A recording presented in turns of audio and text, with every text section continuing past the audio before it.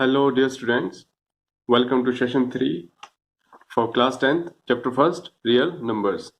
So, topic for today is revisiting irrational numbers.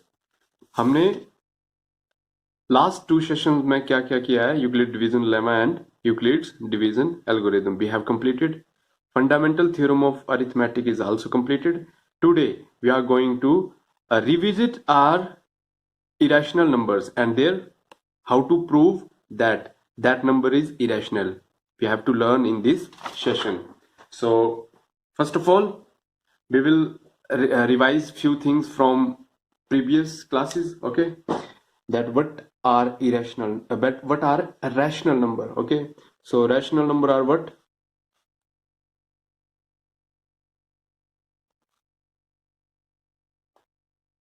अभी तक हमने रैशनल नंबर की डेफिनेशन क्या पढ़ी थी कि ऐसे नंबर जिसको हम p अपॉन q की फॉर्म में लिखते हैं और जहां पे p और q क्या होते हैं, बिलोंग्स टू इंटीजर्स. ठीक है, मतलब p और बिलोंग किस फैमिली को, p और q किस फैमिली को बिलोंग करते हैं, इंटीजर्स को. ठीक है, अब एक और डेफिनेशन हम इसकी यहाँ पे लिख सकते हैं कि रैशनल नंबर क्या है. रैशनल नंबर वो नंबर्स हैं जिसको हम p अपॉन q की फॉर्म में लिख सकते हैं और जहां पे p और q, यहाँ पे q should not equal to 0, है ना, ये तो मस्ट है. सो यहाँ पे p और q where p and q are coprimes. Same चीज है, यहाँ भी आपने मेंशन किया है तो ऑटोमेटिकली यहाँ भी अंडरस्टूड है कि p और q यहाँ भी कोप्राइम है. यहाँ पे p और q आपने कोप्राइम बताया तो अंडरस्टूड है कि इंटीजर भी है. अब क्या बोल रहा हूँ मैं, इसको देखते हैं. p and q are coprimes and obviously q should not equal to 0. जब भी कोई रैशनल नंबर लिखते हैं ना आप इस फॉर्म में, तो जो न्यूमरेटर और डिनोमिनेटर है वो कोप्राइम्स होते हैं. आपको पता ही है कोप्राइम क्या होता है. जैसे 2 एंड 3 आर कोप्राइम. क्यों? क्योंकि इन दोनों का HCF क्या आता है, HCF इन दोनों का आता है 1. ऐसे दो नंबर्स जिसका HCF 1 आए वो क्या है, कोप्राइम है. लाइक 11 एंड 13 कोप्राइम्स, हमेशा पेयर में होगा कोप्राइम. 3 and 5 coprime. इसी तरह से आप कोई भी ले सकते हैं, 31 एंड 32 कोप्राइम. मतलब कंसेक्यूटिव नंबर्स जितने भी आपके, ठीक है, कंसेक्यूटिव जितने भी नेचुरल नंबर्स हैं, कंसेक्यूटिव नेचुरल नंबर्स हैं, वो सभी क्या है, कोप्राइम्स है ना. 31 32 32 33 41 42, इसी तरह से ये सभी क्या है, कोप्राइम्स है. मतलब क्योंकि इनका HCF क्या है, हाईएस्ट कॉमन फैक्टर इनका क्या है, 1 है. तो अब इस चीज का यूज हम करेंगे कहा, अपनी आज के टॉपिक में. तो आज के टॉपिक को स्टार्ट करने से पहले हमारी कुछ एक बहुत इंपॉर्टेंट प्रॉपर्टीज है दो. इन दो प्रॉपर्टीज को बिल्कुल अच्छे से हम समझ लेते हैं. ठीक है, इनको आपने राइट डाउन कर लेना अपनी नोटबुक में. तो प्रॉपर्टी क्या है ये, if p is a prime number. ठीक है, p हमारे पास एक प्राइम नंबर है. ठीक है, 2 स्मॉलेस्ट प्राइम नंबर है. Then root p is irrational number. Prime number है तो उसका रूट हमेशा क्या होगा, इरेशनल. ये हमने पढ़ा है ना क्लास 9th में कि कोई भी परफेक्ट स्क्वायर नंबर है तो वो रैशनल होगा. परफेक्ट स्क्वायर मतलब 4, है ना. 4 इज 2, तो 4 क्या है, प्राइम नंबर नहीं है ना. तो ये केस हम नहीं लेंगे. हम वो केस लेंगे जहां पे p क्या है, प्राइम. तो नेक्स्ट प्राइम नंबर इज 3, तो 3 का रूट इरेशनल, है ना. ये हमारी फर्स्ट प्रॉपर्टी है. सेकंड प्रॉपर्टी क्या है, लिख लीजिए इसको, इस प्रॉपर्टी को अपनी नोटबुक में, कि if p is a prime number then root p is a irrational number, हमेशा होगा. सेकंड प्रॉपर्टी क्या है, p एक कोई आपके पास एक प्राइम नंबर है, ठीक है. अगर वो p एक किसी पॉजिटिव इंटीजर के स्क्वायर को क्या करता है, डिवाइड. ठीक है, ठीक है, डिवाइड करता है. देन p डिवाइड a, तो वही प्राइम नंबर उस नंबर को भी डिवाइड करेगा जिसका ये स्क्वायर है. इसका क्या मतलब है, देखते हैं यहाँ पे. जैसे हमारे पास एक कोई हम पॉजिटिव इंटीजर ले लेते हैं 8. 8 ले लिया, 8 का स्क्वायर, है ना, 8 का स्क्वायर ले लिया, ए स्क्वायर लिया. ए स्क्वायर को कौन डिवाइड करता है, कोई प्राइम नंबर. तो ऐसा प्राइम नंबर मुझे बताओ जो 8 स्क्वायर कितना होता है, 64.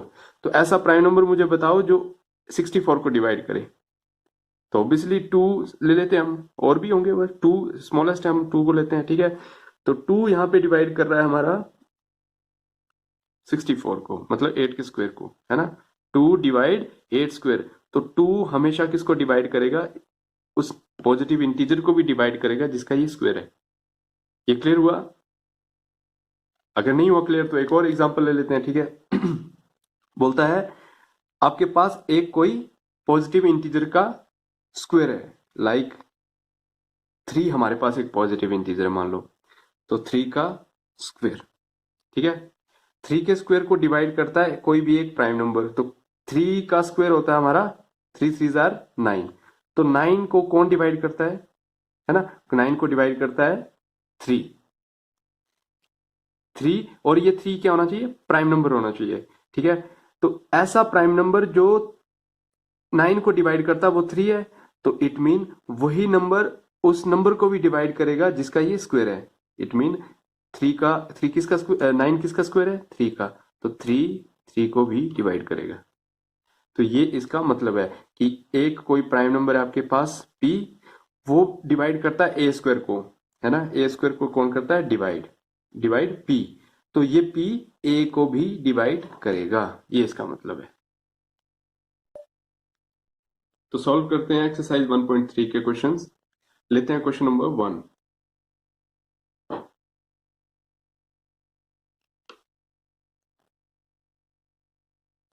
क्वेश्चन नंबर 1 जो आपको दे रखा है वो है कि prove that √5 is irrational. Question है हमारे पास, प्रूव दैट √5 इज इरेशनल। अब हमें पता तो है कि ये √5 इरेशनल है, ठीक है। कैसे पता है, ड्यू टू दिस प्रॉपर्टी कि p एक प्राइम नंबर है, 5 इज अ प्राइम नंबर, तो उसका रूट इरेशनल है, ये हमें पता है कि इरेशनल है। बट अब इसको प्रूव करना है, तो प्रूव कैसे करेंगे इसको, इसका प्रूफ निकालने के लिए हम हेल्प लेते हैं अपनी एक मेथड की जिसका नाम है कॉन्ट्राडिक्शन मेथड, ठीक है। कॉन्ट्राडिक्टरी मेथड है, ठीक है। क्या मेथड है, क्या नाम है उसका, कॉन्ट्राडिक्शन मेथड, कॉन्ट्राडिक्शन मेथड, है ना। 9th में भी हमने डिस्कस किया था कि कॉन्ट्राडिक्शन मेथड क्या है, जिसमें आप दी हुई स्टेटमेंट को उसका रिवर्स लेके चलते हैं। अब स्टेटमेंट क्या है कि √5 इरेशनल है, इसको प्रूव करो, तो हम लेके चलेंगे कि √5 रैशनल है। लेट अस सपोज हम ये मान के चल रहे हैं, late us suppose that √5 is a rational. हमने कॉन्ट्राडिक्शन ले ली, यहां से कॉन्ट्राडिक्ट कर दिया स्टेटमेंट को कि √5 रैशनल है। अब √5 रैशनल है, तो रैशनल की हमारे पास क्या डेफिनेशन है, रैशनल की डेफिनेशन है कि any number which can be written in the form of p and q, है ना, where p and q are integers, है ना। इंटीजर्स है, बट ये डेफिनेशन हम यहाँ पे नहीं लिखेंगे क्योंकि ये हमारी हेल्प नहीं करेगा भी, ठीक है। हमारी हेल्प कौन करेगा, जो हमने सेकंड पढ़ा था कि p and q are coprimes, coprimes, है ना। कोप्राइम्स मतलब p और q का HCF 1 होगा, p एंड q का HCF 1 होगा। इसी चीज को हम बेस मान के पूरा अपना प्रूफ ले रहे हैं, ठीक है। तो ठीक है, ये ना लिख लिया हमने, and q should not equal to 0, ये तो यूनिवर्सल है, चलेगा ये हमेशा में ना। अब नेक्स्ट स्टेप क्या रहेगा हमारा, ठीक है। नेक्स्ट स्टेप रहेगा कि हम क्रॉस मल्टीप्लीकेशन करेंगे, ठीक है। न्यूमरेटर को डिनोमिनेटर से और डिनोमिनेटर को न्यूमरेटर से मल्टीप्लाई किया, तो यहां से हमारे पास बना √5 into Q is equal to p, है ना। अब हम क्या करेंगे, अब हम करेंगे स्क्वेयरिंग, ठीक है। Squaring on both side, squaring on both side, both side बोले तो लेफ्ट हैंड साइड भी और राइट हैंड साइड भी, दोनों साइड स्क्वेयरिंग करते हैं। तो √5 into Q whole square is equal to p square. √5 का स्क्वेयर 5, स्क्वेयर से रूट कैंसिल, और q का square q square is equal to p square. Done. अब यहाँ पे हमने क्या किया, देखो यहाँ पे हम अगर देखेंगे कि 5 into Q square is equal to P square है, इट मीन 5p² का क्या है, फैक्टर है ना। नहीं समझ आ रहा है तो यहाँ पे एक एग्जांपल लेके चलते हैं। जैसे हम ये हमने लिखा है मान लो 15 इज इक्वल टू यहाँ से 15 5 इंटू 3 इज इक्वल टू 15 ऐसे लिखा है मान लो, ठीक है। इसको दोबारा से लिखते हैं, 15 5 इंटू 3 इज इक्वल टू 15 है ना। 5 इंटू 3 लिखा है मतलब 5 15 का क्या है, फैक्टर है। 5 15 का फैक्टर है मतलब 15 को 5 क्या करता है, डिवाइड करता है ना। उसी तरह से यहाँ पे 5p² का क्या है, फैक्टर है, मतलब 5p² को क्या करता है, डिवाइड करता है। तो हम यहाँ पे लिख सकते हैं, ठीक है, दिस मीन 5 डिवाइड्स p², है ना। 5 डिवाइड p²। अब हमारी यहाँ पे ये प्रॉपर्टी हमारी आती है कि p अगर a² को डिवाइड करता है और p क्या है, प्राइम नंबर है, 5 क्या है, प्राइम नंबर है, और 5 किसको डिवाइड करता है, p² को, है ना। 5 डिवाइड करता है p² को, तो 5 किसको डिवाइड करेगा, ठीक है, p को भी डिवाइड करेगा, ठीक है। 5 डिवाइड करता है p² को, p एक कोई भी क्या हमारे पास यहाँ पे कोई भी इंटीजर है ना एक, ठीक है। तो इंटीजर के स्क्वायर को प्राइम नंबर डिवाइड करता है, इंटीजर के स्क्वायर को प्राइम नंबर डिवाइड करता है, सो इंप्लाइज दैट, है ना, इंप्लाइज दैट 5 डिवाइड्स, 5 किसको डिवाइड करेगा, 5 डिवाइड्स p ऑल्सो। डन। अब 5 डिवाइड करता है p को, इट मीन हम p को लिख सकते हैं, ठीक है। देन 5 डिवाइड करता है p को, तो हम लिख सकते हैं p is a what, p is a multiple of 5, है ना। p is a multiple of 5। 5 के साथ कोई भी एक नेक्स्ट हम एक इंटीजर मान लेते हैं, दैट इज c, ठीक है। तो यहाँ पे लिख देते हैं वेयर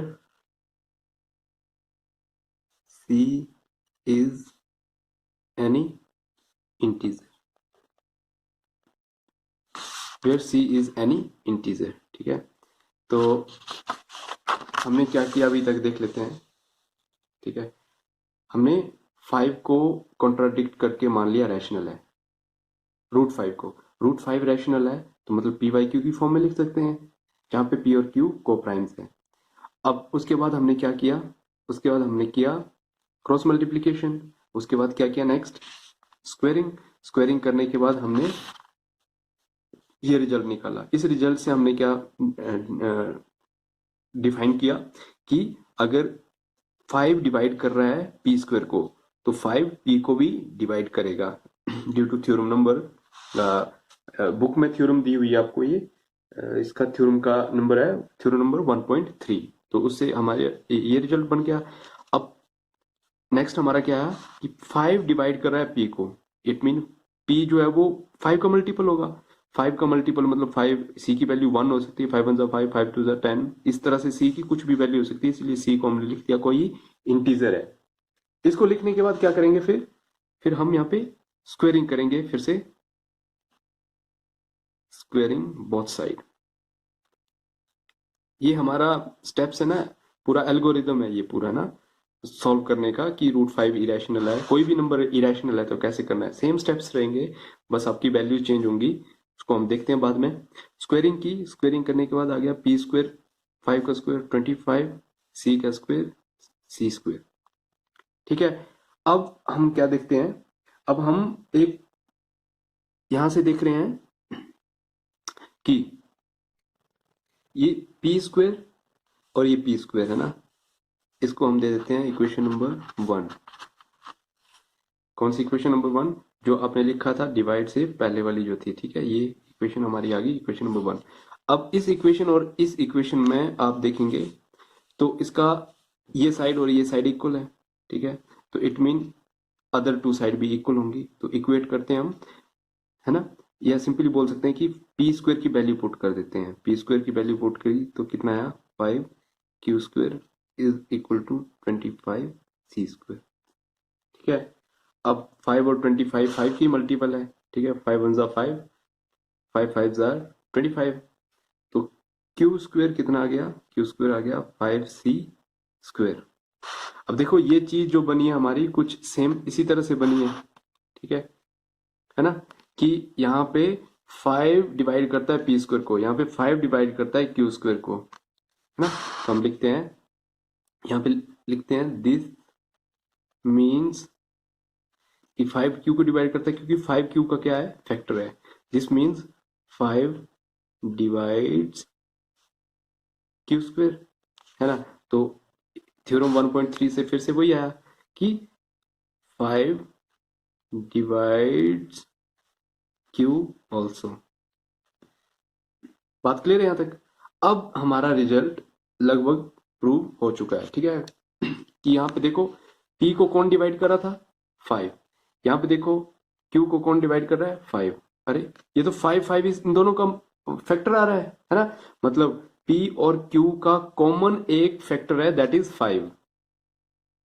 इसका मतलब क्या हुआ कि इसका HCF 1 नहीं है, 1 के अलावा क्या है, 5 है, ठीक है। इसका HCF क्या है, 5 है। हम ये बोल सकते हैं क्योंकि इसका कॉमन फैक्टर क्या है, 5 है। इट मीन P और Q को प्राइम नहीं है। P और Q को प्राइम नहीं है तो मतलब ये P और Q रैशनल नहीं है, ये रैशनल नहीं है, मतलब रूट 5 भी रैशनल नहीं है। तो अब हम कंक्लूड कैसे करेंगे, यहां पे देखते हैं, ठीक है। From above result, from above result we find that, हमें क्या मिला, वी फाइंड दैट क्या मिला हमें,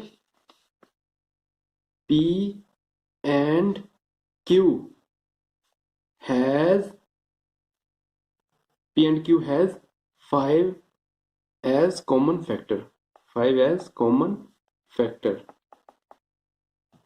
है ना। this means P and Q are not co-primes, not co-primes, है ना। this means P and Q are not co-prime implies that P upon Q is not rational number, ठीक है। P और Q को प्राइम नहीं है तो ये रैशनल नहीं है, hence our supposition is wrong। our supposition is wrong। क्या सपोज किया था हमने कि रूट 5 रैशनल है, तो रूट 5 क्या निकला, hence our supposition is wrong and root 5 is an irrational number।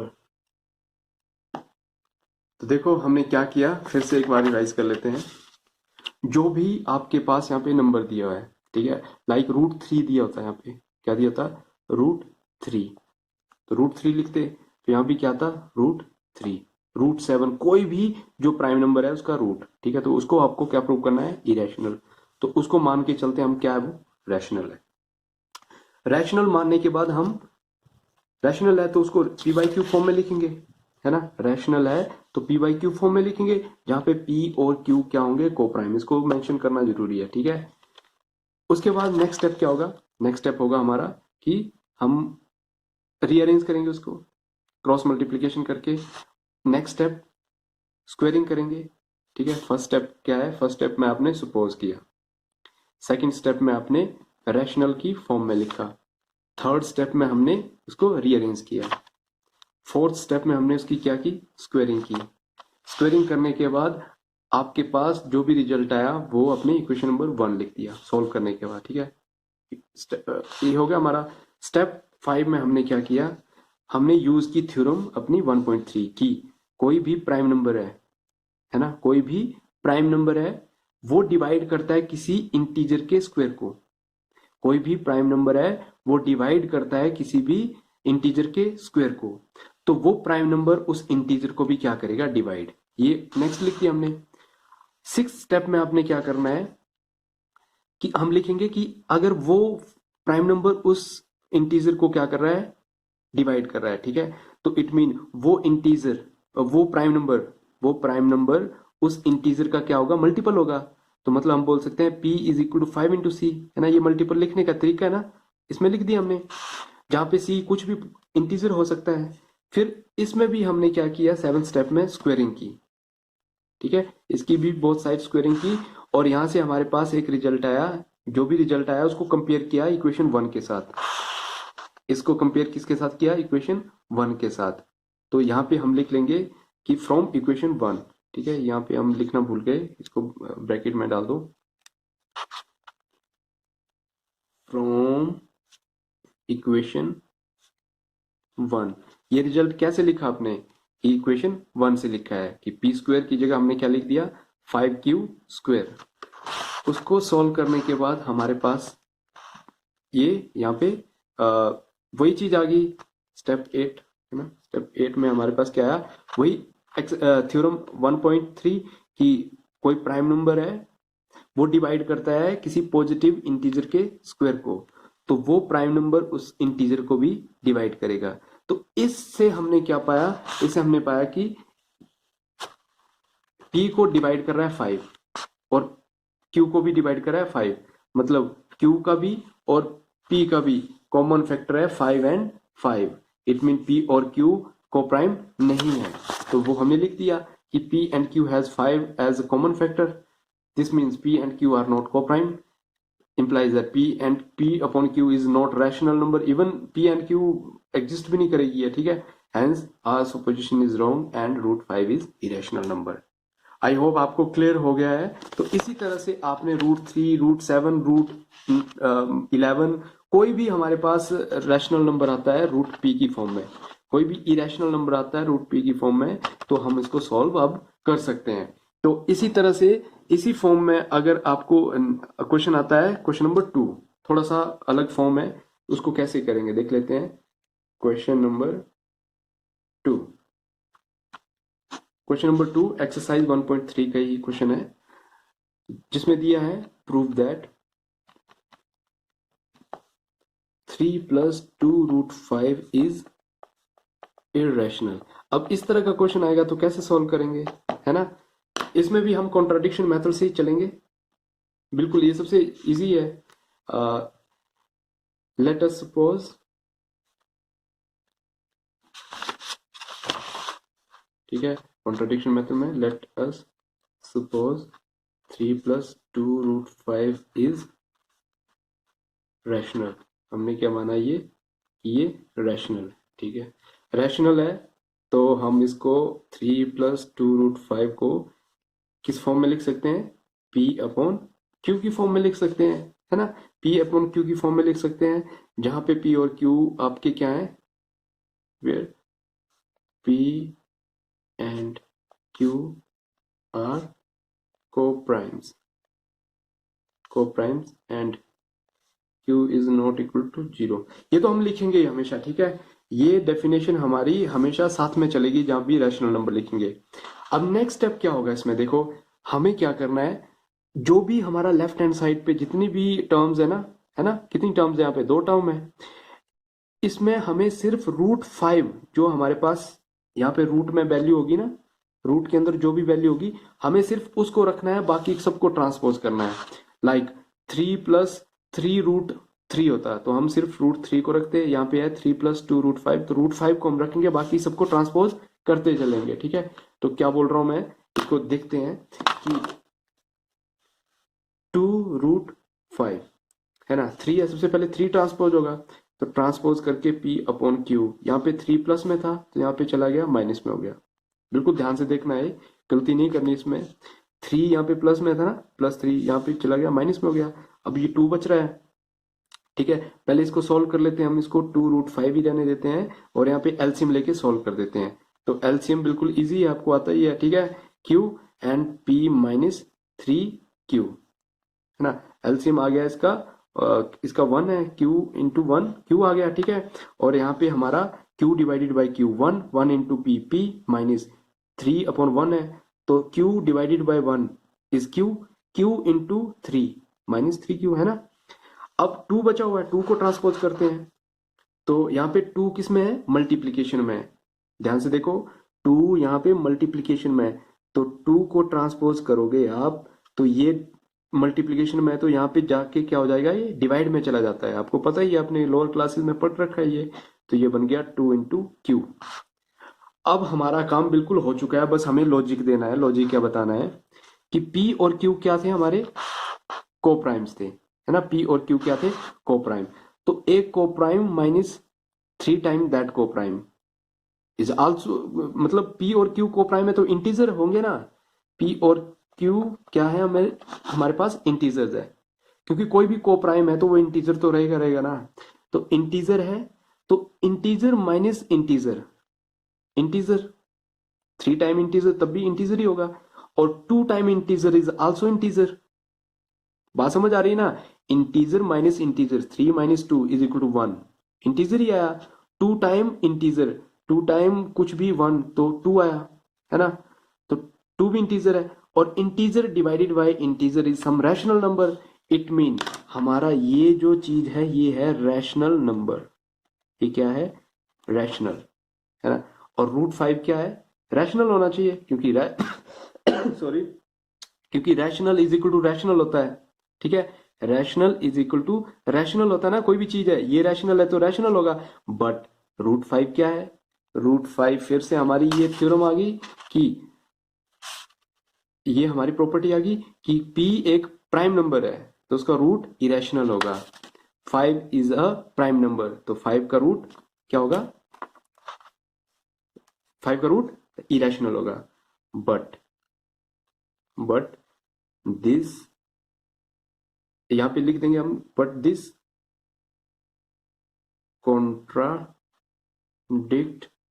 contradict that √5 is irrational। But ये चीज क्या कॉन्ट्राडिक्ट कर रही है, but this contradict that √5 is irrational. ये हमारी कॉन्ट्राडिक्शन पैदा कर रही है कि √5 इरेशनल होता है, ठीक है। ये कॉन्ट्राडिक्ट कर रही है स्टेटमेंट को, but this contradict that √5 is irrational, hence our supposition is wrong, and 3 plus 2 √5 is irrational। बस ये इसका प्रूफ है। और एक और तरीके से हम इसको कर सकते हैं, जहां पे हम P अपॉन Q फॉर्म ना लेके कोई भी एक इंटीजर इक्वेट कर सकते हैं। क्या बोल रहा हूं मैं, इस इक्वेशन को अगर आपको करना है P अपॉन Q की फॉर्म लेनी है तो ये इस तरह से कर सकते हैं। अगर नहीं लेना है तो किस तरह से करेंगे हम, देखो इसको इसको नेक्स्ट एक, चलो इसी इक्वेशन को ले लेते हैं, ठीक है। Prove that 3 plus 2 √5 is irrational. देखो हर चीज, एक प्रॉब्लम को ना हर तरीके से सॉल्व करना आपको आना चाहिए, ठीक है। अभी हमने P अपॉन Q फॉर्म लिया था, अब हम एक और फॉर्म लेके चलते हैं यहाँ पे, सॉल्यूशन। तो कॉन्ट्राडिक्शन लगा देते हैं। Late us suppose 3 plus 2 √5 is rational. हमने सपोज कर दिया 3 plus √5 रैशनल है। तो रैशनल है तो इसको हम इस तरह से रिप्रेजेंट कर सकते हैं कि इज इक्वल टू ए। मैंने यहाँ पे ए क्या लिखा, a is any positive integer, is any positive, you can say integer any, क्योंकि रैशनल नंबर है तो रैशनल नेगेटिव भी हो सकता है, ठीक है। सो यहाँ पे लिख लेते हैं हम, पॉजिटिव को ना लिख के हम सिंपली लिख सकते हैं P, A is any integer, A is any integer. कोई भी इंटीजर है वो रैशनल नंबर तो होगा ही होगा। 2 इज एनी इंटीजर, तो 2 अपॉन 1 क्या है, ये रैशनल नंबर तो है ही, है ना, है ना। तो यहाँ पे हमने लिख दिया कि ये A इंटीजर है, ठीक है। तो इंटीजर इक्वेट किया तो मतलब रैशनल नंबर है, ठीक है। तो अब 3 को ट्रांसपोज किया यहाँ पे, तो आपके पास आया ये a-3। फिर 2 को ट्रांसपोज किया तो 2√5, सॉरी 2 ट्रांसपोज हो गया ना, तो √5 is equal to a-3 divided by 2। ठीक है, implies that √5 is equal to a-3 divided by 2। ये आ गया। ठीक है, तो यहां से देखो a आपने माना था कोई भी इंटीजर, है ना, इंटीजर है, integer minus integer, integer any other integer divided by 2 is also integer. So integer divided by integer is any rational number, है ना, any rational number. It mean √5 is √5 should be irrational, क्योंकि देखो √5 is equal to this term, this is rational, तो ये भी rational होनी चाहिए, but ये कॉन्ट्राडिक्शन है यहाँ पे कि √5 तो हमारे पास इरेशनल है ना, but this contradict that √5 is an irrational। तो ये कॉन्ट्राडिक्शन होगी हमें पैदा कि √5 तो इरेशनल है, ये रैशनल कैसे आ रहा है, हेंस जो हमने स्टार्टिंग में लिया है उसमें कुछ गड़बड़ है, hence our supposition is wrong. हमने जो सपोज किया वो रॉन्ग है, and 3 + 2√5 is an irrational, is an irrational।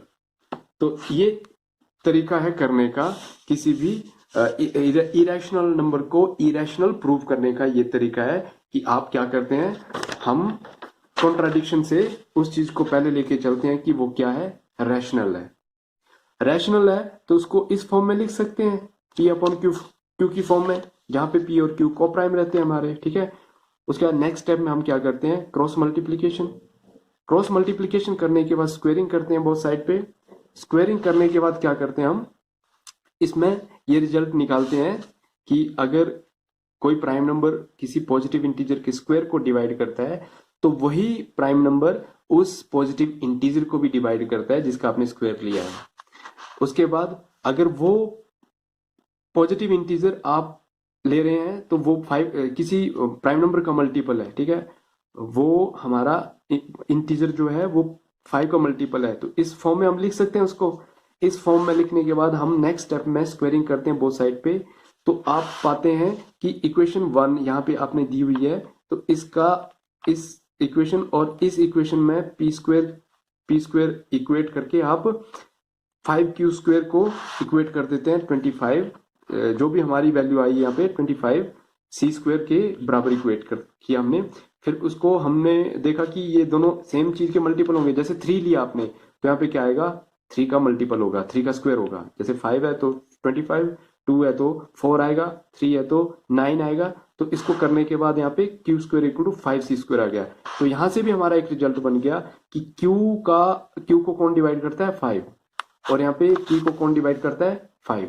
अगर 3 होता, √3 होता तो 3, √2 होता तो यहाँ पे 2 आता, √7 होता तो यहाँ पे 7 आता, √11 होता तो यहाँ पे 11 आता। बात क्लियर है ना। तो हमने अल्टीमेटली यहाँ पे बता दिया कि p और q का फैक्टर कॉमन फैक्टर है वो है 5। HCF मतलब 1 नहीं है, ठीक है, तो 1 नहीं है तो मतलब कोप्राइम नहीं है, कोप्राइम नहीं है तो रैशनल नहीं है, रैशनल नहीं है तो हमने जो सपोज किया वो गलत है, मतलब √5 इरेशनल ही है। तो ये तरीका है प्रूव करने का किसी भी नंबर को इरेशनल। ओके, आई होप आपको ये क्लियर हो गया हो। तो आप लोग क्या करेंगे अब, कुछ एक्सरसाइज 1.3 में, एक्सरसाइज 1.3 में हमारा क्वेश्चन नंबर 1 कंप्लीट हो चुका है, क्वेश्चन नंबर 2 भी हमने कंप्लीट कर लिया। तो आपके लिए होमवर्क है क्वेश्चन नंबर 3 के फर्स्ट पार्ट, सेकंड पार्ट और थर्ड पार्ट। जो नहीं आएगा वो आपने मुझे कमेंट सेक्शन में डाल देना है और मुझे टेक्स्ट कर देना है, मैसेज कर देना है कि ये क्वेश्चन नहीं हो पा रहे हैं। तो आप ग्रुप में मैसेज शेयर करेंगे, I will explain the answer of these question, these problem also. और आपकी बुक में, एनसीईआरटी बुक में, ठीक है, एनसीईआरटी बुक में एग्जाम्पल्स दिए हुए हैं, उन एग्जाम्पल्स को भी आपने सॉल्व करना है, ठीक है, एग्जाम्पल दे रखे हैं वहां उसको भी सॉल्व करना है। ठीक है, सीबीएसई में ये क्वेश्चन श्योर है, ये ना क्वेश्चन, प्रूव दैट √5 √3 √2, ये सीबीएसई का फेवरेट क्वेश्चन है, ये आएगा ही आएगा, इसको लेके चलो। ठीक है, तो इसको बिल्कुल, इसका करने का तरीका जो एल्गोरिदम है, स्टेप्स हैं, वो बिल्कुल दिमाग में बिठा लो। Okay, as always, God bless you all.